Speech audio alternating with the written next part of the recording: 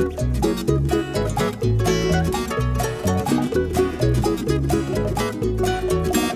everybody, you're listening to the Hisessions Hawaii podcast where we talk about everything local and beyond. I'm John Yamasato, your host, and joining me today is Mr. Kyle Shimabukuro. How's it? And Devon Nekoba. What's up?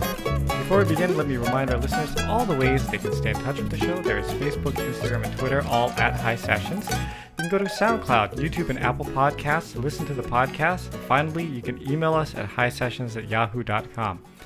If you'd like to help the show, get more music on the channel, please go to patreon.com and donate. There you get to be more involved with the show and help to determine who and what is filmed. No new patrons this week, but we're going to move on. Okay. Oh, and don't forget to rate us. Yeah, five stars That's right. on iTunes and stuff. If you don't want to give us 5 stars, don't just move along. Don't worry about it. Yep. It's fine. Nothing. 5 to see. stars or bust. Kupu Kupu Landscaping, Landscape Architects. Call Kevin Yokomura, 808-722-8685 for a free estimate, or go to kupukupulandscaping.com. And, of course, Fort Ruger Market, who came in clutch not only today, but for the live stream on Saturday. So they provided some food for the people who are coming through, the artists and stuff like that. So thank you very much to Fort Ruger Market. Thank you to you two guys that and Dave and the crew that put that thing together. It was really amazing. Kyle watched the entire 9 hours. And props to Lopaka, who played nonstop for 9 hours straight on drums. Yeah, he was. Anybody need a percussionist? He would just sit there and play. It was amazing. It was amazing. But that was really amazing what you guys put off. What people don't know is Lopaka did not respond until either late the night before or that morning. So we were not even aware if he was coming, and then he stayed the whole 9 hours, which is the very Lopaka-ish thing to do. Very Lopaka thing to do. Yeah. Okay, you can find Devon on Kumu 94.7. Go to highlifeclothing.com to find Kyle. Okay, so our guest today is Mr. Mike Yasutake. Who? Mr. Mike Yasutake. And Devon, I want you to come up with his... I was trying to come up with his description. Like, how would you... Actually, it would need to be Kyle and I, because Kyle's got the music side, I've got the video side. Okay, so how would you label him if you had Mike Yasutake is a 1984 grad from Pro City High School. Go Chargers. Along with classmates Jason Scott Lee and... Who? Yeah, some guy. I just knew Jason Lee. Yeah. The Scott came later. Oh, yeah? Also an accomplished rock musician, formerly in a band called Gene Pool. So we're definitely going to talk about that. Yeah. And currently now in a band called The Dangerous Pistols of Meow Meow. They play regularly down at Bananas, so you can catch them there. Yes. And Devon? But Mike is also, or we call him Yasu. He is he's done thespian work, because we all met doing Happily Ever After with Lisa Matsumoto in 95 at Diamond Theater. You know what? Mike was just saying that his son is getting dropped off there to do some theater stuff. Oh, nice. Crazy. Full circle. Yeah. Yeah. That's cool. So he had flashbacks of the parties in the parking lot, and Well, I don't know. You cannot flashback now because the room isn't even there anymore. Yeah, like it's everything is raised down to the ground. Yeah. But also, Mike is a very talented videographer, cinematographer, video guy. Puts commercials together. He and Scott Culbertson. Everybody knows Scott Culbertson from working at KGMB. I have no idea actually how the two of you ended up working together, but they formed a partnership and they kind of go all over the place. So they've shot golf stuff. They've done commercial, which we'll discuss in this podcast. Yeah, we will also discuss. But he's kind of he's like a Renaissance man. Yeah, he's like a jack of all trades. Sorry, he's getting really uncomfortable right now. And then to top everything off, he's got a beautiful son, but he also has a wife who happens to be Mahelani Richardson. So. The luckiest woman on the planet, so Mike. Uncle married up, but I mean, it's okay because all of us here have married up, so it's fine. Yeah. Good save. Good but save. we know Mike for years, so glad to have him on. Who, by the way, I always tell people, because I had to work with Maheo when we were doing a lot of work for the Shriners. Right. We did some publicity for some of these concerts and fundraisers that we did. So I had to spend some time with her, and I always tell she's even more beautiful in person. You see her in person, you're like, wow, she's really good looking. Yeah. Because you see on TV, it's like, good looking. But then sometimes you see people in person, you're like, oh, I see. Makeup does wonders. Yeah. But she looks good in person. Let's go. How did you guys meet? Oh, that's an interesting story. Yeah. Wow, we're not even talking about him. Yeah, We're yeah. talking about how he finished life. Let's start off with that first, because I'm sure. Sure. I'm curious. I actually like telling the story. Actually, there Was it used to Ocean be Club or something? no. There used to be a party called the Slopes of Diamond Head party, Yes. put on by Dave Hayakawa and a bunch of other lawyers. They Oh, would yeah, invite- yeah. Like 500 people would show up at this party, and they would invite girls for a month, all the best-looking girls that they could find, and then by invitation only for the men. Yeah. So you had Right. to know someone to get in. Yeah. I wasn't getting in initially, but I had a broadcast camera. And they were like, "Ooh, can you come film it?" I said, "If I can get in, I'll come film it." So I show up at the party. I'm running around with this $50,000 camera, and she had just started at KGMB, and she walks up to me and says, "Well, who are you? What are you doing here?" I said, "I'm just shooting this for the people here." And she introduced herself, and we talked for a minute. And I had a 3 too many at that point already. And so the rest of the night I kept trying to work up the nerve to say hi to her and to talk to her some more, and I couldn't do it. But she told me she worked at KGMB. So Scott Culbertson, who you mentioned earlier, Right. After the party, I called him the next day. I said, "You got to tell me about this girl," and I can't remember her name because it's too hard to pronounce because I didn't know Hawaiian names. It sounds like Malalala. He says, "Mahealani, that's the one." He's like, "Yeah, no chance, brother." So far out of your league. a good not friend. even funny. Yeah. Just basically told me no. But Friday night we're going out to this bar in Waikiki, and if you want to come down, we're going to be hanging out. So I went down there and talked to her for nonstop for about an hour or two, and at the end of the night I asked her for a number, and she says, "Yeah, we can go out, but I'm telling you right now, I've got my eyes on the prize. I'm going to the mainland. I'm going to be a journalist. I'm going to be the next Connie Chung. I am not looking for a relationship. So if you want to go out, we can have some fun, but that's it." That was 27 years ago. Wow. Yeah. And so I was smitten, and So more of the story. You got to just try. aim You never high. know, right? Aim high. You never know. Aim high. When we acted together, you were already married to her. No, they weren't. They weren't no, together then. No, I remember that. I remember this time frame. Oh, you met after Yeah. the show. Yeah. Because exactly. he brought her to something, and Yeah. all the cast members were there, and we went, "What the hell?" Because we're like, "That's my hell." What's Yasu? And he was just like, "Yeah." I forgot. Are you like me now? We're like, "How to? Yeah. What the?" I did have hair down to here and a nice goatee. Yeah, That's I mean, right. You did look the musician part. Yeah, yeah. It was That's pretty right. cool. And I think I was that, the kind of guy that she was like, "Hey, mom's going to hate this. This ought to be fun, Yeah, man, you looked totally different back in the day with that long hair. And Yeah. He right? really looked the part of the surfer. yeah. That's right. Does your Oh, son know surfer like that? dude. You look like that? Yeah, my son's at that age right now where everything I do is an embarrassment. So, if I go, "Oh, look at this picture of daddy when he was," he's like, "I don't want to look at it." Yeah. Yeah, I dropped off my daughter. My wife is on a trip right now, so been dropping her off at Kaiser in the morning. And I kind of wanted to do one of those things where you embarrass the kid when they get out of the car. Yeah. But Mhm. honestly, it's so early in the morning, my brain's not even functional to do something like that. But yeah. Usually just roll in the window and go, "Daddy loves you." yeah. I hate that. I hate that, Yeah, but You actually, just drive away. all three of us have teens, so That's right. Yeah, it's quite an experience. Yeah. Yours did an amazing job, by the way. Oh, it was thank you. It was so Appreciate awesome it. seeing the two Yeah. of you on stage together. Yeah, that was fun. It was neat. awesome. It was neat from my vantage point because I got to see every night, and so during certain parts, she would definitely go like, like just to make sure that I knew that she was there. It was it was pretty magical. Yeah. Sorry, it's because I was in Once Upon Another Time. Mike, actually, they all came to see the show, and my daughter was in the show with us too. So Full circle. yeah, not a full circle. Many kids from longtime for castmates. a lot of our friends. So Just goes to show you, it really is. It's a family thing, and if you get involved in it, you're going to be in that family for a long time to Just come. goes to so. show you we old. that too. Okay, but The oldest one here. is it the music first and then it's the cameraman stuff, or did they work in concert with each other? Well, the camera work, the TV work pays the bills, but the music fills the heart.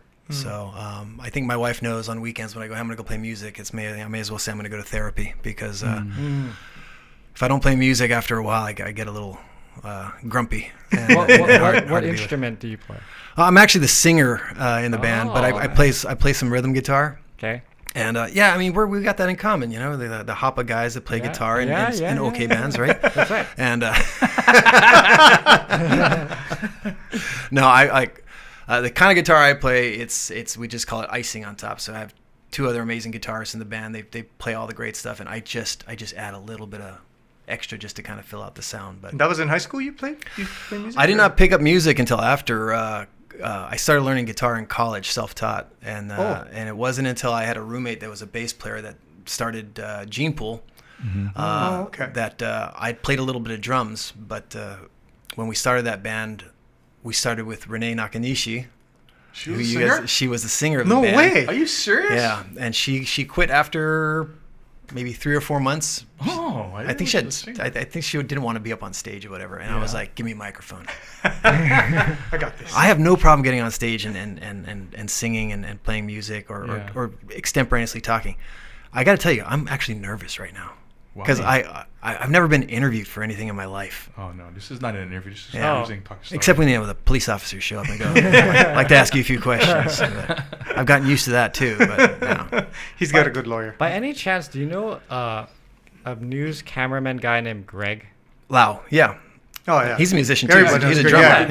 Yeah. But he's a rock singer. Greg's as a well. wild man. Yeah, he is a wild man. What's with news guys, cameras, and rock singing? There's a camera guy from Hawaii News Now that just retired about a year ago named George Hurd, who's a phenomenal jazz drummer as well. And so Scott Culbertson, who was in TV for a long time, he was my drummer in a different band called Downfly. We played music together for about 4 or 5 years as well. I didn't even know that. Yeah, and he's now in 2 different bands. Really? Yeah, he's a very accomplished drummer. So a lot of musicians in the TV business. Is Greg still playing music too? Last I heard, I haven't talked to Greg in a couple was years. Was he in Buddhist Priest or something? Yes, exactly. Yeah. Buddhist Priest was awesome. That was his Such a well-known good band. name. It is. That's a great name. Different. I even bought a T-shirt because the thing was so funny, that name. Yeah. T-shirt. With his long hair and Yeah. he's tall and lanky like Mike, so they just stand there looking all cool. So Greg dated or married? I don't know if they ever got married, but a friend of mine. And so one time we were all hanging out at some bar, and then they busted out the karaoke, and he starts singing rock songs. I'm like, oh, dude, this guy can sing. Like, he's good.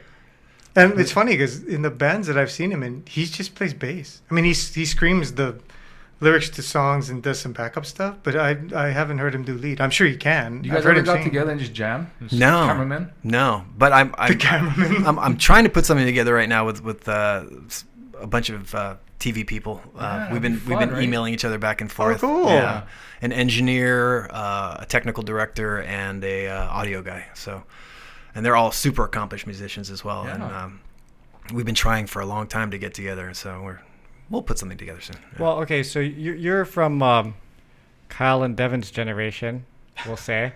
A little older. Yeah. So, He's a little older. Barely. So where did the love for rock music come in? Like, was that the thing back in the day, or did you pick it up from somebody else? Or? Well, I was a military brat, and I grew up in Germany mostly until I was 14. Okay. And my mom's youngest brother, my youngest uncle, who's only like 6 or 7 years older than me. All of my friends, we listened to Prince, we listened to Michael Jackson, and I was like, I basically listened to all the music my friends were into. And my uncle came over one day and looked at my album collection and was like, no, this isn't going to do. So he gave me the Rolling Stones, he gave me Sweet, he gave me Queen.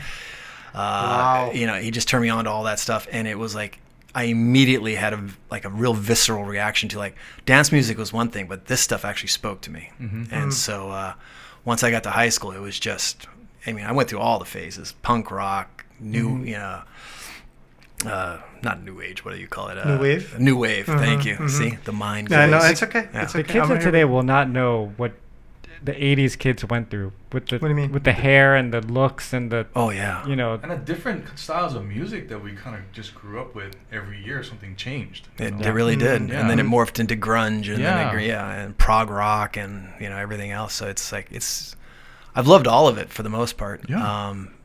And I can say we'll play anything rock and roll, like the band I'm in right now, like anything we like from the 70s to now, as long as it hits home and everyone has veto rights. So if one person doesn't like the song, we don't play it. Is there one song that you just love to play and never get tired of? Yeah, Pump It Up. Really? Elvis Costello. Elvis Costello. Oh, really? And the Attraction. Yeah, it's like we love starting with that. Uh-huh. It pumps me up every time we play it. It's a really, really simple song, but people really react to it. And then recently we started playing "Let's Go Crazy." Oh, really? By Prince. Wow. A rock version of it. Yeah. And we played it at our last gig, and it went over so big, and we're nervous about playing it because we've never tried anything in that genre before. But, but Prince really is rock. Yeah. He really is. You know, And transcends and he's quite a bit. Absolutely. He's one of the greatest guitar players too, man. And our guitarist Matt Heim, he just nails the solos on that song. Oh, yeah. It's amazing. Yeah. I'm gonna watch that, man. Yeah. Mm-hmm. What's your encore usually? That was our encore. Okay. But no, it wasn't. Sorry, that was our final song, and then our encore was turning Japanese. The Vapors. That's one song. Well, your guys' set is very diverse. You know? It is. Yeah. How many songs in this set usually? I mean, like, how long do you guys play for? A couple hours? Well, our normal lead guitarist had a family emergency, so we could only play. I think we only had about 20 songs we could play without him. But our repertoire is somewhere in the 50 to something 60 songs. Wow. Yeah. You do that one night? No. Okay, And in one night we would probably play 2 sets of 14 or 15 songs. So. Yeah, okay. Are you guys on YouTube? Can they find you guys on YouTube? No. I know Gene Pool once did an album, right? Like you guys had a CD or something. We all bought it. Yeah. We brought it to the brought it to the theater. We all went buying one. Yeah. Give us one. It was a self-produced tape. Yeah. Yeah. But then after that, the next band I was in called Abby Normal. That's right. We actually did a mini LP, and we were doing pretty good. And then heroin got in the way. Cliche, and not for me, but yeah. I remember that. That tends to mess up bands. Yeah, like that was the Wave days. Yeah, you guys played that. We played the Wave. We played Pink Cadillac. We played Don't worry, none of these places exist anymore. Yeah. My favorite Eggplant. Sadly. Yeah. So as a rock band, I mean, now. Are there venues there? Because the thing is, like, rock is so popular everywhere, but in Hawaii, to me, it's hard to find venues to play, and you're not going to do weddings. There's Hawaiian Brian's and pretty much Anna's, right? Right. Yeah. So we're playing Hawaiian Brian's next month for our drummer Benji's birthday party. Public is welcome. It's on the 8th, I believe it is. Yeah. Well, and Hawaiian Brian's, Crossroads, which is the same venue, really. And then Anna's, Rock Bottom, and that's not bad actually. 4 different places to play. That's good. Yeah. Then we've done some fundraisers here. Because there's a crowd for it, I would think, right? We've actually got a good following, and a lot of it has to do with the fact that 2 of the guys in the band are lawyers. They're really well known, but our bass player Bernie is Wall to Wall Studios, and he. Just his friends alone, they come and we have merchandise. So we have shirts and we sell shirts at every gig, and people show up in uniform. It's like our own little Dangerous Pistols army, and we have several dozen regulars that come to all of our gigs. So I have to ask you because I get Gene Pool, I get Abby Normal. Mm-hmm. How'd you guys come up with this name? So Anthony Aguinaldo, our lead guitarist. Did a random name generator online, and I think it was 2 names that he liked, and he just combined them. So we got together just to do a single fundraiser for the Richardson School of Law, because the drummer and guitarist are both lawyers, and they wanted us to play. We were going to play 4 songs, and that was it. We were never going to play again. And he goes, so we're going to go by this name. I said, I could live with that one time. Yeah. One time. Yeah. But like we enjoyed playing with each other so much after that, it was like, oh, let's just keep going. And I was like, yeah, but we're going to change the name, right? No. And then we made merchandise, and people actually seem to like it. And it's like one of those things. It people have such a reaction to it. Yeah. If you go, oh, I'm in a band called Gene Pool, they go, okay, great. But if you go, I'm in the Dangerous Pistols of Meow Meow, people go, what the fuck is that? Oh, how? What? It works because again, the music is so eclectic. It's all over the place. It's like you can't say it's a rock band sounding name. You can't say it's this. You know what I mean? It's kind of like whatever you want it to be. Yeah. So it could be a J-pop band with that name. Yeah. Too. Yeah. Have you seen my J-pop moves? I bet you have some. It's pretty awesome. Okay, and now let's talk a little bit about the camera work and all of that, because that's another profession where it's not like you go, I'm going to go to 4-year college, I'm going to be a camera guy and work in video. Like, it's something that you kind of fall into because you either enjoy it or you know somebody who's doing it and you kind of catch on. It's a trade to me.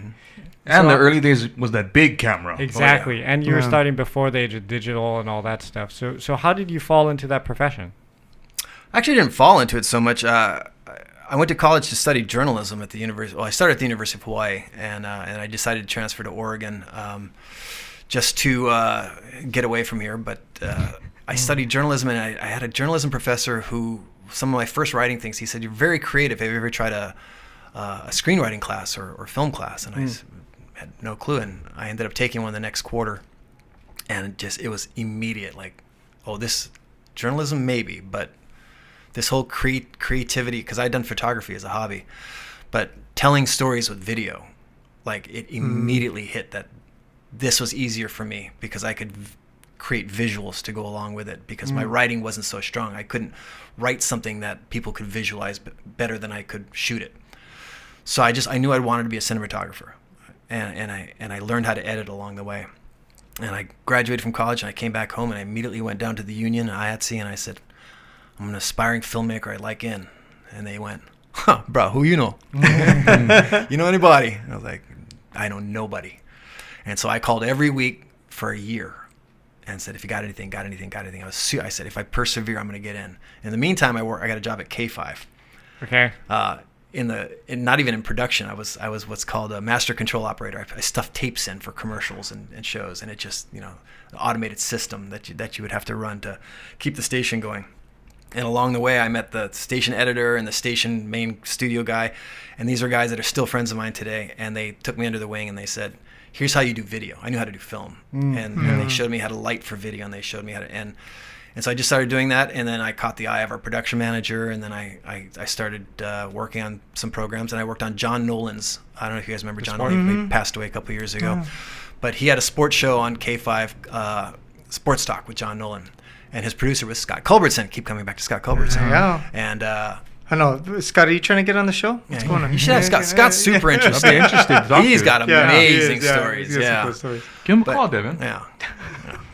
I mean, he's in a film with Helen Hunt. He's been like, I can tell his stories all day. But yeah. So anyway, so I just fell into video production that way. So yeah, I did kind of fall into it, but I kind of went out to do that, and then I just got jobs with the state, with the police department.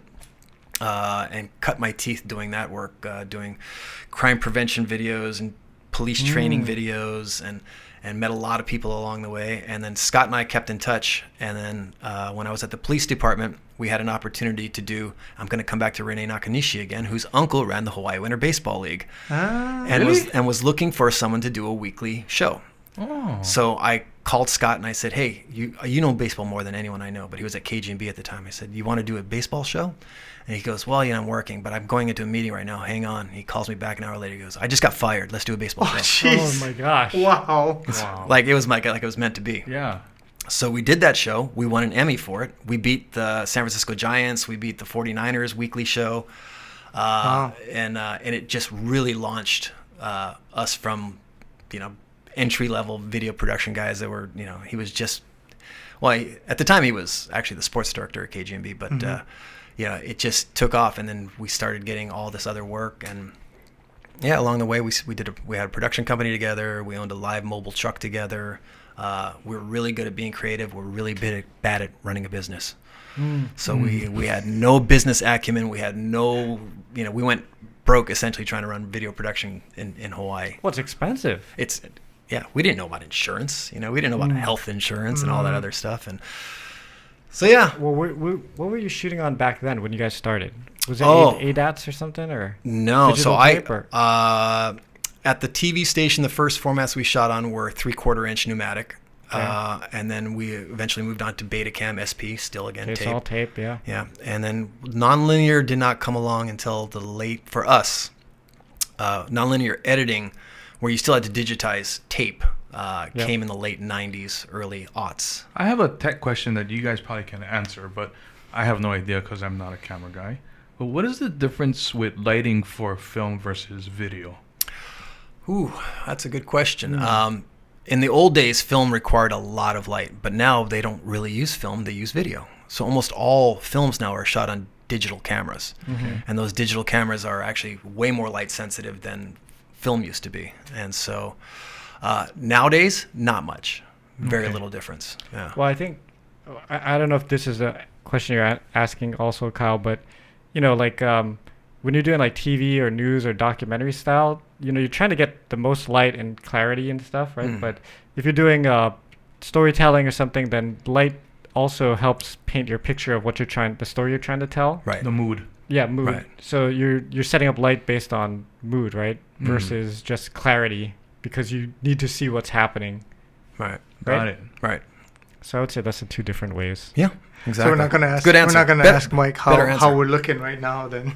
Yeah. Right. This is awesome. That's the camera guy. That's the film guy. So John said a warm mood on this one, though, right? Yeah, it's pretty warm. Yeah. I could color correct it, but you know what? I'm just Lazy. lazy. Yeah. Well, it And works. I figure it looks fine. Yeah. It looks okay. Looks good. Looks great. I mean, for the longest time we were shooting on that iPhone. I still keep it running because that's our backup in case for some reason the regular video fails. We still have something.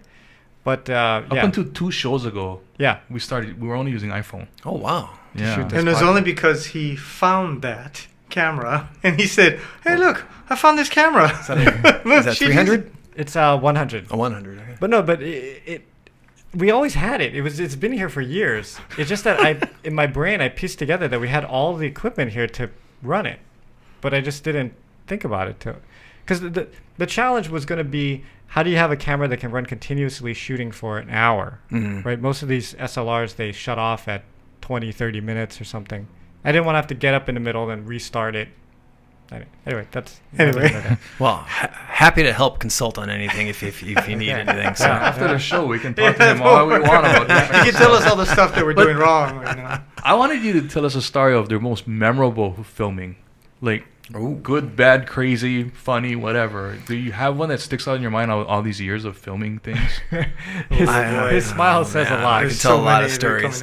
Filming professionally, Oh, yeah. by the way, you know, like for commercials. You know, for some reason, the one that pops into my mind, we were on Kauai shooting this show called for a dating story, and we were on Kauai on the ranch over there, and we went to this waterfall, to the top of the waterfall to go shoot, and down below, and it's all private land.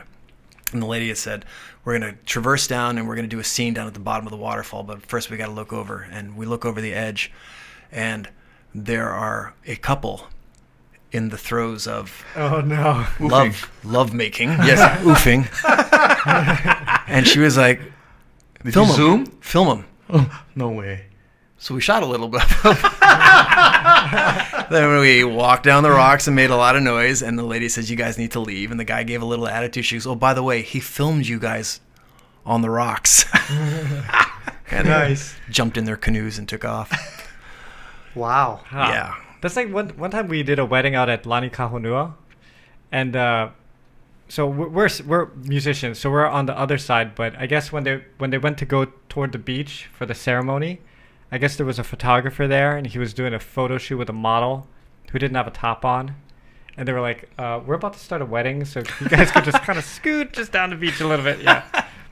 Yeah, you get that every once in a while. Yeah. Inadvertent nudity. I actually, Carmen Electra, when she was doing Baywatch, we went out to Baywatch and they were doing a bikini model thing in association with some men's magazine. And she came out in a white bikini, and the still photographer was shooting her, and I was videotaping the still photographer shooting her. And he's down below, she's in the water. She's kind of on her back and arching up and trying to show the boobs nicely. And then one popped out. And I'm sitting over the photographer, and the photographer goes, hey, darling, your nipples popped out. It's like, yeah. What did you do? Zoom. You could tell their boobs were fake because she couldn't even tell. Yeah. Like, Couldn't feel it out. Yeah. Wait, so your production company did mostly TV, or was it? I know you do commercial work. You Yeah. do news, like documentary style. Right. So I work with Matt Levi. We do a show called Matt Levi Investigates. We're in year 13 on that one. We've Wow. done. Did you do the Colt Brennan one then? We did the Colt Brennan Wow. one. Yeah, that was Okay. sad. Yeah. He was in the throes of his addiction. That was Yeah. sad watching. Yeah, man. he came to our interview high. Oh, man. and with his lawyer next to him. Yeah. And basically hung himself. And afterward, his lawyer was like, "Oh, it was great." And then 2 weeks later, 2 months later, when the thing had aired a couple of times, they called and said, "We're going to sue you." And we said, "Your lawyer was next to you the whole time. Like, Yeah. I'm sorry." And we felt bad. And then we watched him really, really kind of Spiral. Yeah, and a hero of mine as well as like everyone else. Everyone we else, yeah. cheered him on, and he's a great guy, but addiction and brain injuries really he wasn't the same person towards the end. Yeah. But yeah. So with Matt Levi, we do 1 to 3 shows a year now. We just wait until we find something that really tells a story that we feel like the community needs to hear. Like when the ambulances were in short supply, we did a special on the shortage of ambulances. The month after it aired, they coughed up the money and got them 2 new ambulances. Nice. And so like we feel like we're making a difference. We were the first people to do a special on fentanyl 3 years ago, long before anybody even knew what fentanyl was. So we try and do things like that. And Scott Culbertson's a producer on the show as well. And but Matt's the driving engine of that, and he opens up any door in Hawaii. That guy is a legend. Tenacious, and nobody stops him. Nobody. Speaking of ambulances, Strikes fear into the heart of people. Right. I can't understand. There's very Don't get us started. Go ahead. No, most things that I can wrap my brain around, but the people who follow the ambulances through traffic. Oh. Who does that? Like, I don't understand the mentality. Like, you're gonna get there a little faster, but you're gonna put everybody else at risk and possibly the person in the ambulance. Well, the best is when the ambulance stops and the person opens the door and goes, "Stop following us." The best I saw was this ambulance going. We all pulled on the side, and his BMW started following behind them to get through the traffic. Then the ambulance moved last minute, and the BMW plowed into this truck. Oh my gosh! And this big local guy came out of the truck. Oh, man. I was mad, and I was like, "Oh, I wish I could stay to watch the outcome of this." What's worse though, the people that don't move out of the way for the ambulance, or the people that jump in behind the ambulance? They're both equally bad. Right? Yeah. But I did ride-alongs for that show, and did several ride-alongs in the back of ambulance during actual cases, and almost every time people were tucking in behind. Yeah, almost every time it happens. Every time. Wow. They should have a ticket for that or some kind of There violation is. for that, right? Yeah, it is a violation. They should really? they should put cameras on the back of them, Yeah. and just like Or something. Yeah. I saw once an ambulance guy, there's someone was following, he opened the door and he threw his water bottle at their windshield. The ambulance guy too. Yeah. Wow. Because I can imagine they're trying to like do their stuff and you got this guy tailing you, you know? Yeah. It's dangerous. It's dangerous, yeah. Yeah. Craziness. I have another thought. Okay. Here we go. You want to go on tangents? All right. Go ahead. All right. This happens every once in a while. With the right guest. Because you and I are the fellow road rangers here, right? Exactly. Oh, totally. We're gonna have a funny story about You know, a room of grouchy old men. We're going to just vent. So let me set the scene here. Okay. So the other day, I'm getting dinner at Panda Express Hawaii Kai. So you've probably been there a bunch of times, I've right? been there. Hawaii Kai. Maybe Everybody 100. goes to Panda Express. Andy. And it is full rush hour, 7 o'clock, like line out the door. Yeah. Kitchen is going crazy. There's like shortages of stuff. Everybody's running around, right? So there's this long line behind me. And in front of me, there's this little Asian lady. She's probably in her 50s. And I got to get dinner for myself and my daughter. So I'm thinking, okay, I have my daughter's order in my head. But she starts doing the, I'd like half fried rice and half chow mein, and this one, can you make chow fun, and half this.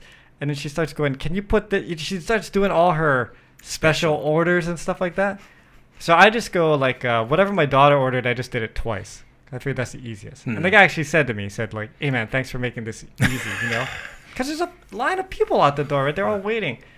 And the kicker with this lady is that at the end, they open the thing to show you, right, that it's the correct order. She's like, hey, there's space for one more orange chicken over there. Oh my! So she made him go back and put the orange chicken inside. Wow. And what did you say? So, I didn't say anything, but I just thought. He never says anything. He just goes, So Saving it for the pod. Yeah. So the question is, He's not old enough yet. so the question is, am I the hero for making my order simple so things could move on faster, or is she just the worst person in the world You're a hero, John. for I have two thoughts. On one hand, I'm like, I cannot believe this lady like has no consideration for everybody else in line and just like doing her special whatever, you know. But at the same time, I kind of admire her gusto. Like, I'm here, I'm paying my thing, so I'm gonna get my extra one piece Well, of the orange extra chicken. one piece of orange chicken was a little That's bit. a little That's a too bit much. much. Yeah, Yeah. that's a bit Little much. over But top. I mean, as a person with a kid who's super picky about foods, Yeah. I totally get it. Cause yeah, if I get the wrong stuff and I bring it home to my daughter, she just won't eat it. Like she just won't eat the whole plate. Yeah. Yeah, but you want to go, hey, you're missing, you're supposed to have No, eight I won't go that orange far. chicken. But you know? but there are times when you're like, can I get half of this and half of this Yeah, and yeah, put this yeah. in? You know what I mean? So it is. Well, But what- anyway, I'll tell you my other fun story. So But you are a hero. You are a hero, Thank John. you. You are. But stupid people don't know they're stupid. Just This is remember true. that. That's true. This is That true. is true. We meet so many of those nowadays. But I was going up Alakea, and actually, I think I was coming here. So this is last week, Tuesday. So I'm going up Alakea. I'm going to take a right on, I don't know. Anyway, the street that leads up to the freeway. Half our listeners are from the mainland, so they don't know where you're going. Well, anyway. whatever. Anyway, I'm trying to lead up to the freeway, and I've got to take a right-hand turn. And I'm at a four-way stop intersection, right? And so I kind of go forward thinking I can get right because the light's going to turn green and all the cars are going to go, right? Oh, uh-huh. But it's not quite there. So I'm tucked in behind this truck and thinking, okay, I'm cool. I'm going to wait because they're all going to go, right? As I'm sitting there, I look in my rearview mirror, and there's a woman in her car behind me, and she's gesticulating wildly. And I can hear the bad words that she's saying, like, fucking move forward. Because you made her block the I'm intersection. pretty much Yeah, blocking her, yeah, and yeah. she can't like go past me. There's just not enough room. And I realize, oh, there is a little space. I'm sorry. So I move forward just enough so that she can get past me. And she's like, ah, and she goes past. And I look back up to make sure she goes past me, and I go, hey, I think that's my friend. So I text her. I go, hey, were you going up to Pacific Club earlier today? About 2 hours later, she goes, oh, I just saw this. Where are you? I go, I was the asshole who was in front of you and didn't move up so that you couldn't go forward. And she's like, yeah, sorry, road rage issues. I mean, no, it's fine. I get it. I mean, I've done the same thing. But what's the chances? That's the thing in you're Hawaii, gonna man. have this Yeah, road you rage cannot in thing, Hawaii. and it's good.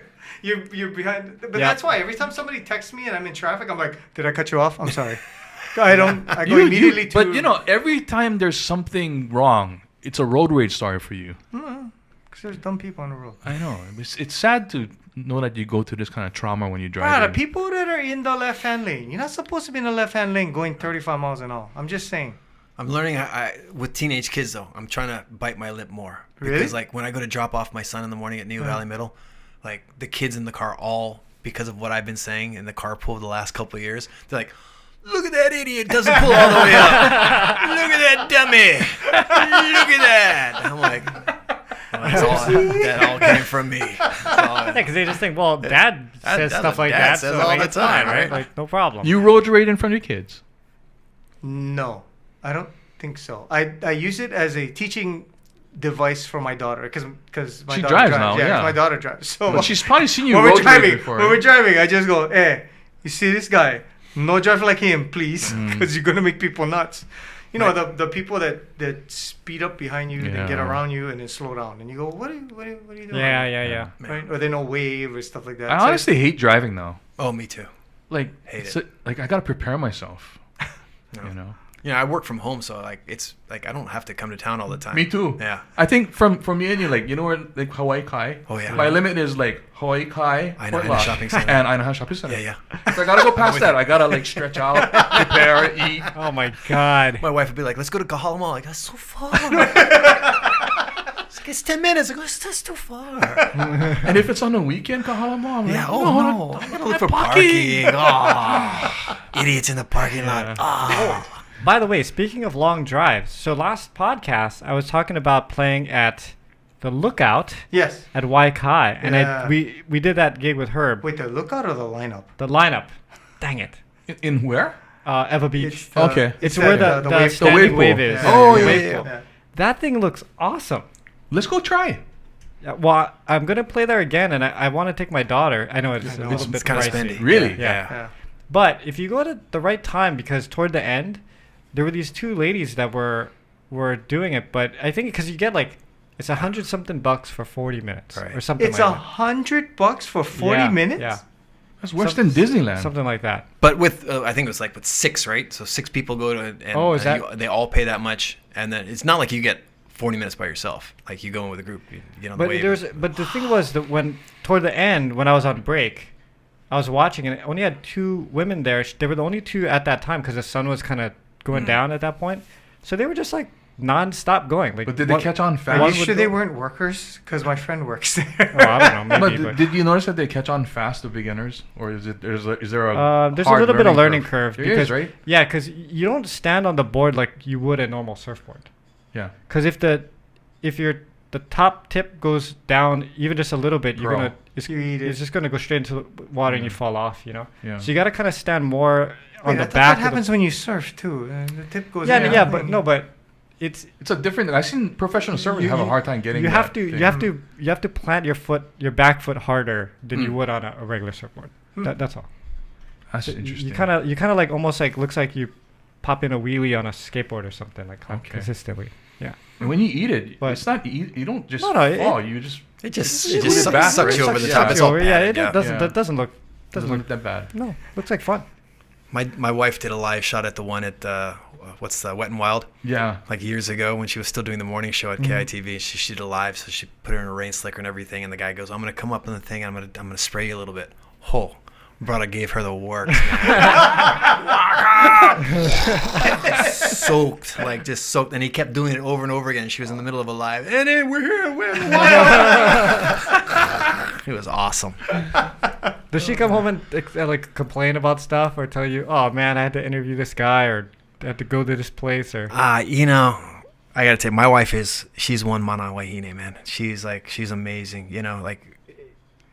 I get to have stories about, she did the debates between the governors, Yeah. she was the first one on the scene when the Red Hill water crisis broke, and she was the first, it's like she goes out and she does all this stuff, and like when she's at work, she's amazing, but yeah, I mean, of course she comes home and she has complaints and everything, but she usually comes home and wants to hear my stories because I'm the one that actually has all the messed up stories on the production end of it, right? But no, yeah, she's You guys haven't worked together on anything, have We you? collaborated on one thing when she had an editor get sick and she had a deadline when she was at KITV, and we worked on a project together that she produced and directed, and I edited, Oh, okay. and it won an award. When was the last time you've seen her since the Maui thing? Because she's in Maui this week. No, she left Monday, so she'll be back sometime this week.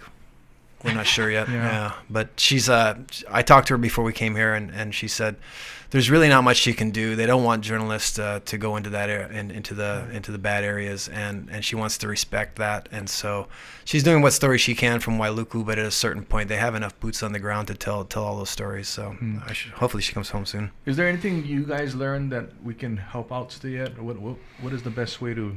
What does Maui need right now, John, and to be heard? I think more people volunteering, and that's already happening for them. They're asking the feds just for more help overall, but the unfortunate thing is it's just not going to happen fast. And it's because of the body recoveries and the remains recovery at this point. And you're not going to make anyone happy. This is going to be a horrible thing that's just going to keep lingering, and then the environmental disaster that's going to be behind it is it's not going to end. There might be a storm headed our way. There too, is which a storm. means all the water is going to hit that Right. and start washing That's away. what I was hoping was not going to happen. Yeah. If we could- Well, It's, I mean, it's they're also, saying it's that also there's- another low pressure system that's gonna Right. create another wind event, which is gonna make fire a hazard once again. And on top of that, hopefully there's rain that's gonna help mitigate it. But I mean, there's just nothing. There's no good news over there right now. Yeah. But there's so much aloha, the outpouring of people that are giving. I was at Costco 2 days after the event because I felt like I had to buy something. And I found out that Costco was taking donations. I watched a lady fill one of those carts with the tents. I mean, you're talking like $130 a pop, right? I mean, she filled the thing, and she was like, "I'm donating all of this." Wow. And then I watched another 2 ladies like load a whole cart of baby formula and diapers, and it's like can we afford it? Of course, we all can afford Yeah. it. You know, Yeah. and, you know, but for lack of being able to go there and help, you know, I mean, I'm not gonna lie, that picture of the Capitol with all the donations. yeah. When I saw that picture, I cried. I was Yeah. like, my God. My It's best cool. friend Chad took my son and his 2 boys down to volunteer on Saturday because I had previous plans, and they went down there and worked for like 5 hours. Yeah. Yeah, and they said it was amazing, but they took everything downstairs. Then they said they got to bring everything back upstairs. Then they said you got to take everything to the loading dock, and they said the truck's full, take everything back downstairs. Yeah. And so they said there was a lot of repetitious work, but for lack of any coordination, right? I mean, people are making it up as they go. Yeah. Right? Right, right. So- There was no handbook plan for this. No. There should have been more of a handbook. I mean, there should have been at least a page somewhere where you go, Yeah. here's how we deal with this, but obviously unprecedented, yeah. Yeah. Yeah. Yeah, it's one of those things, you know, Devon and I did I don't want to call it a telethon, but the live stream on Saturday. And it's a weird feeling because I feel like we did really well for what we did on that day, but you almost feel, Now what? now what? Yeah, like, I mean, it's just a drop in the bucket compared to Yeah. what needs to be done. And at the same time, you want to give yourself a pat on the back because of the work you did, but then at the same time, people are still suffering out there, so you don't want to celebrate. It feels weird to celebrate like we did something good. Right. It always feels like there's So- more to do. I Yeah, think that's so it the just problem, feels like, okay, once I get settled again and get life back to normal here, then try to figure out the next thing to do, Right. you know, and try to get over there. Well, you guys are doing another thing. I just saw. Hawaii Theater, right? Yeah, Jake is friend. Mauiola. Mauiola. yeah, there's a concert. Jake's concert in September. Both concerts, he's donating something to the Maui Yeah. Fund, Mhm. and then on Sunday there's Maui Mauiola, I think. Ola. Yeah. I don't even know the name of they just texted me. I'm like, yeah, we'll be there. So Are I you said- gonna go as Pure Heart then? Yeah. For, Yeah, oh, it's Pure. awesome. So Awesome. we're playing about 8:20 that night Like at Kimie is that Kimie and thing? Anuhea and all that Anu, stuff. Yeah, And just tons of people showing up. So yeah. it's great. So I don't really know much detail about it yet because I just got a text from one of the guys from Keoho asking if we could do it, and that's about yeah, it. you just say yeah. So I was like, yeah, whatever. Yeah, you we'll need. be there, you know. Yeah. So That's all you can do, but thank you for doing that. I mean, no, thanks. you do what you can do. I mean, you Yeah. can't be there physically, so you do what you can do here. And that's yeah, man. I was telling Kyle I do this show every year because we go to Maui every year. My wife is from Maui, so we go visit family every year. And her family's all okay. But we do a show in Napili Kai, which is right next to Lahaina. And Uncle George puts on that show, Kahumoku, and he has these young guys that they're his kind of right-hand man. So they play during the show. They help host. Uncle George comes on and do the, and out of the 3 guys I know, 2 of them lost homes. One guy did not lose his home, but he can't go back to his home because it's in the fire It's zone, in the zone, yeah. right? Yeah. So he's just kind of waiting to see if he can go back home. So I just been donating straight Venmo kind because I know exactly where the money's going with exactly. that. Right? If you can do that, that's the Yeah. best. Yeah. But it's like, man, you're just trying to think like, okay, what else can be done? Yeah. But, yeah. I went around my neighborhood and asked for donations. They filled my car up in like 2 hours. It was wow, like really? it's But to like, the okay, top. so if you Yeah, get it's crazy. donations, where do you then take it? So I was going to go to the Capitol, and I heard the lines are super long, and a Yeah. friend of mine suggested I could either wait till 5 o'clock because Huinalu was taking donations Oh, at okay. Mauna Loa Bay, but not till 5. And then he sent me another link to the Kauhales in Waimanalo. Okay. I forget Auntie's name, but in the back there, she built all those kauhales that for the homeless in Waimanalo, and they were taking it there. So I went there, and there were only like maybe 3 or 4 cars in line, but they were overwhelmed with stuff. So I got out and I just helped move stuff for a couple of hours, and I turned around, and next thing you know, there's a line of cars and people getting out to volunteer. So I was like, take off now, but that's all you can do. What's the latest you heard? I mean, you probably heard They the say no latest more is- clothes already. No more, right? Yeah, no Yeah. more Stop, clothes. right? Yeah. Oh, okay. But that's the Food. the stuff we've been hearing is food and money. Yeah. And the money just because the money Right. allows them to buy more food, it allows them to buy whatever So supplies they food need. you still can donate. Yes. Yeah. Yeah. And you can do Canned that goods. at Costco too, yeah. You can go to Costco, and Costco will Yeah. ship it over too. Yeah. So I mean, Sorry, I'm laughing at you and your mic Why? what? because you talk like this and then you talk Oh, I'm always out of the range. yeah. No, you're either like completely facing Devon, Yeah. or completely into the mic. You know, It's hard to pay attention and swing like this. Yeah. You know, I'm in the middle of things, and It's just funny. I'm an amateur. I don't know I know. any better. Yeah, I'm just trying not to touch the table. You've only been. I know. Yeah, you don't want to get scolding from John, you know. I've been super good this whole time. Very proud of you, man. Well, you got that first one out of the way. That's right before we Yeah. started. So that kinda helped. Mike's looking at me going, "I'm glad you're getting scolding from John and not me." But it's been a very sobering experience. Just sort of trying to see how people get through this. And the part that I'm worried about is you can hear the anger and the frustration growing Yeah. on the part of the locals, Mhm. and I don't know how that gets assuaged. I don't know how that gets lessened, because there's people that are trying to get to their homes. So Yeah, I mean, and then I'm hearing the police chief say, 200 people walking through bodies, and just go, Right. "Oh, okay, right, but I don't know. Yeah. I don't know what the answer well, is. then coming from being here for this, right? Mm-hmm.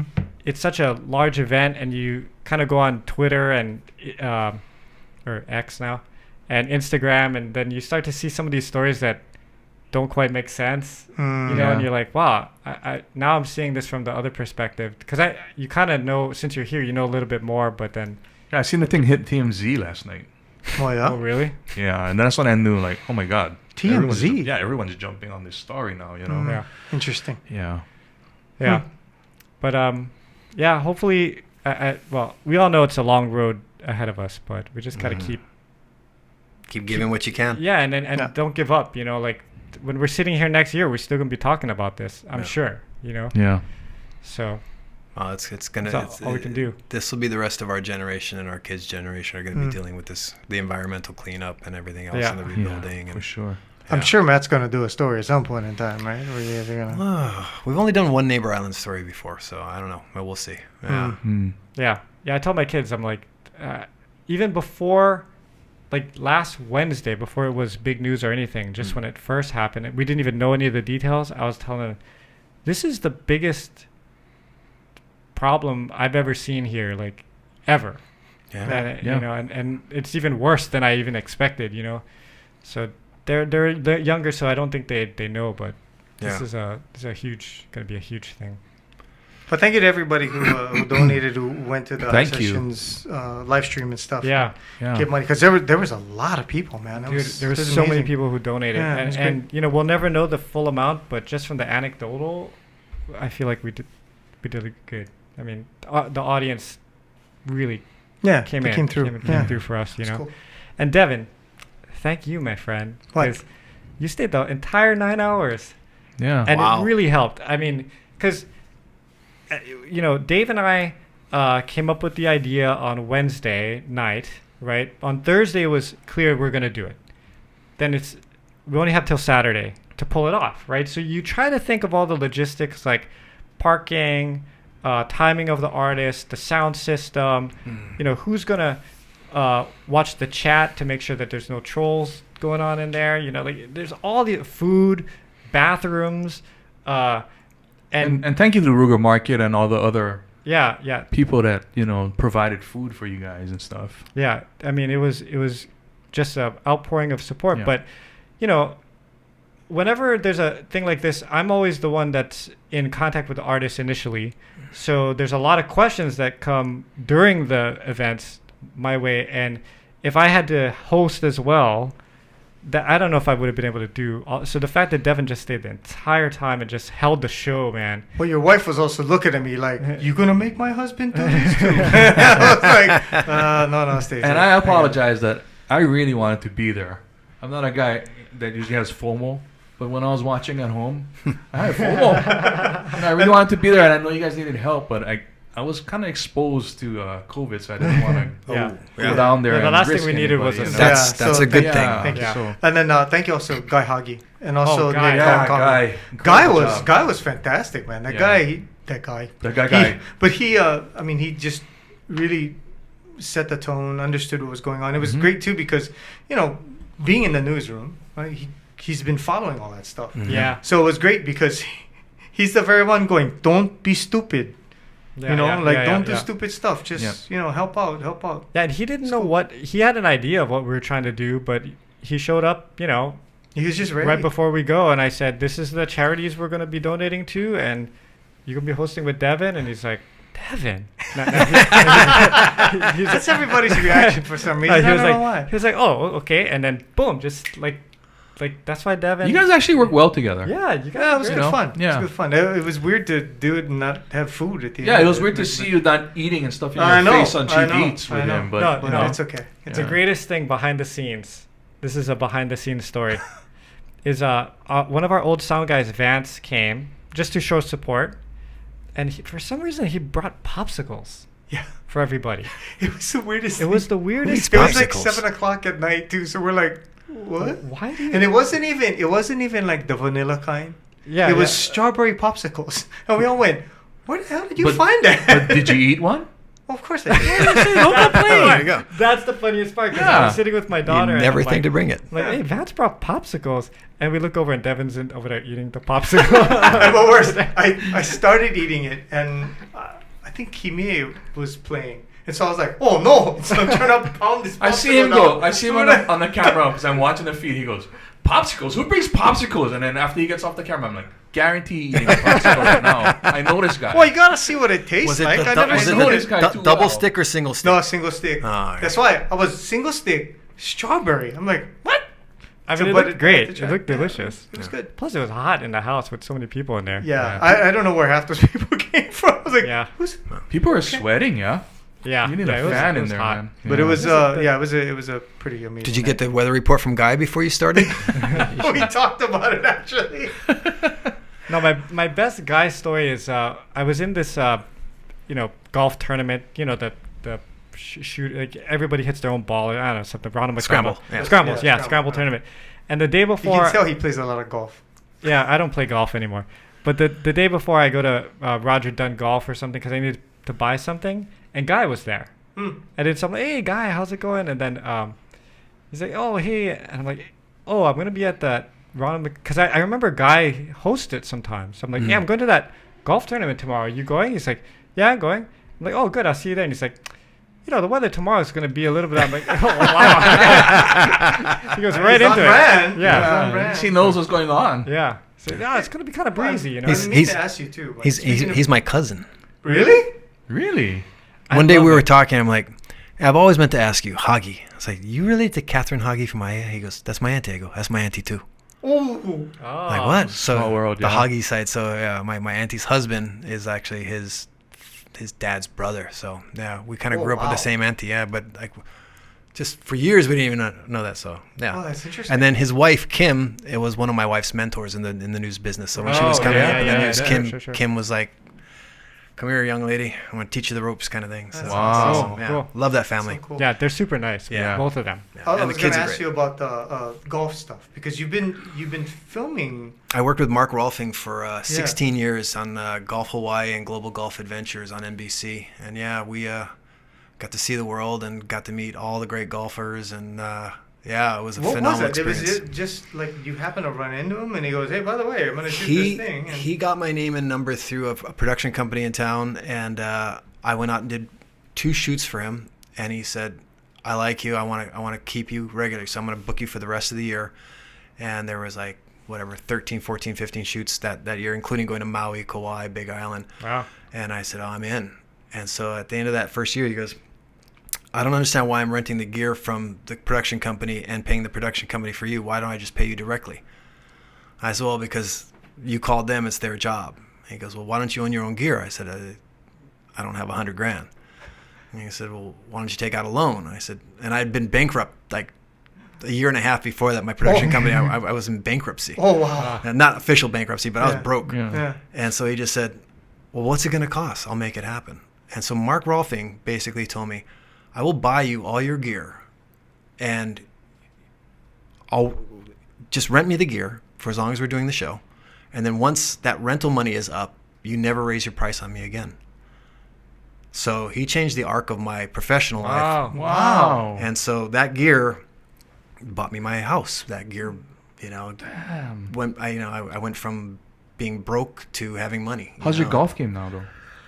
Well, Mark Rolfing and several other people have given me lessons over the year, and I have a swing that most people would die for. But my biggest problem lies between my ears. Once I mentally am out of golf, once I've like played a bad hole, I rarely recover. I know we're running late, but I gotta tell you this funny story about him. Okay. So in '95 when we did the play, right? I remember like you guys all went golfing on a day, and then I guess we started that show that night, and I go, "Hey, what's up? How was golf?" And he go, "I don't know, but Mike got super mad, and he broke the club in half and he threw it in the river." And I'm like, "Whoa!"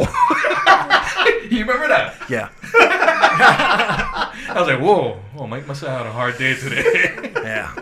I have anger issues. Apparently. Yeah. Well, Driving the car, driving the golf ball, driving anger issues. I was also wondering too, like, why you never did any other shows, or at least not that I know of. I mean, you did the one show with us, happily, Right. and then I mean, I guess you needed to, eat and Right. stuff, so you couldn't be doing theater all the time. But Right. I've always wondered how come you never came back to it. It was something that you were really, I mean, you were good at it, man. It saved me at that point in my life. I had lost my job at the Attorney General's office. I got laid off. The state was like restructuring. They laid off our whole division, and I was thinking about moving to the mainland. And then I got a call from Lisa. Oh wow. And she said, "Can we talk to you about something?" And I went and I met with her and Sonia, and they just said, "We have this part, and it's you. It's completely you." And I've known, Lisa was my frosh camp counselor. Oh no way! I didn't know that. So really? Before she was Lisa Frosh camp? Matsumoto, Yeah. she was my friend along with Renee and like some of these other names we brought up. And I said, I'm out of work. I had nothing else going on, and I was playing in the band, but I did not know how to sing. And so I learned how to sing. I didn't know how to dance. I learned how to dance. All these things, and I made all these lifelong friends. But when it came time to do the next one, I was full blown into Production mode. And it just every time it just was bad timing, and the years went on, and Got married, had had a kid, and got a but I've house. always gone back to see the plays, and I've kept up with everyone, and it's just is the outpouring of love every time I go to see it is amazing, and every time we lose somebody, the fact that everyone comes together as a family is it's still so much a part of my heart. So, but thank you for asking me that. Yeah. I always wondered about that because John's a frosh camp guy too. Oh yeah, were you a counselor too? Yeah. I was a counselor. That's another thing that changed the arc of my life. I went into Frosh school. camp. Yeah, it's an amazing program. Yeah. Well, we've come to the point of the podcast where we have to ask our special question. He was prepared. He was. So, prepared. if Oh, you yeah, were you gotta stranded be on a prepared. desert island and Yeah, you she can only knows take records. 3 albums with you to listen to for all of eternity, what would those 3 items, not items, 3 albums be? Right. So I remember listening to Esme struggle with this one and a couple other ones on the podcast. So I immediately knew what my first one was going to be, and that's Jeff Buckley's Grace, which again, a singer that I just was like, he's just the most underrated. Died too young, but if you have the chance to listen to that album and anything by Jeff Buckley, he's just mind-blowingly good. And then it was Gish, Smashing Pumpkins. Which the first time I heard it, I bought it at Tower Records, took it home, and I don't think I stopped playing that for months. You like Gish better than Melancholy? Yeah. Really? Yeah, well, because it's the first thing I'd heard. Yeah. And James Chamberlain's playing, and the fact that really it's horrible singing. Yeah. Yeah. And yet it works, and it was like that's I can do that. That's what I was doing in my band. I'm sound like that. I'm not a singer. I'm a vocalist. This is perfect. And then so you asked me, you reminded me about that today, and I've been dying about this third one, and I can't come up with a single album that I like the most, but it's got to be Foo Fighters. Which one? That's what I'm saying. The first one? The Ray Gun one? The ray gun one. Yeah, they've not put an album out that I haven't liked. Yeah. Yeah. They haven't put out a song that I haven't liked. Yeah. I've never listened to a song from the Foo Fighters that I went, came up short on this one.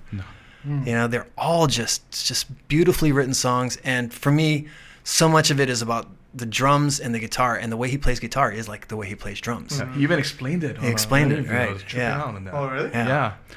The bass is like the top strings, and the bottom is like The snare. So Yeah. that's when he strums. He's strumming like he thinks in drumming. Oh, interesting. Yeah. And- That's why you and- listen to Everlong, Yeah. and you can hear it. Yeah. And I can sing just about any Foo Fighters song, which is another reason why I like them so much. Yeah. So whenever a new one comes out, I go, yeah, it's great. But, you know, you got to pick the ones you want to lose your voice over. Because that's screaming, man. I don't know how he does that. I can do it once. Yeah. That's one of my favorite songs. Yeah. Oh. Well, Mike, thanks so much for being here today. Thank you for having Really me. appreciate it. This is a fun one. So thank you. Thanks, Devon. Thanks, Kyle. Loved Thanks it. everybody for tuning in. Stay strong, Maui. Some solid guys here. See you guys.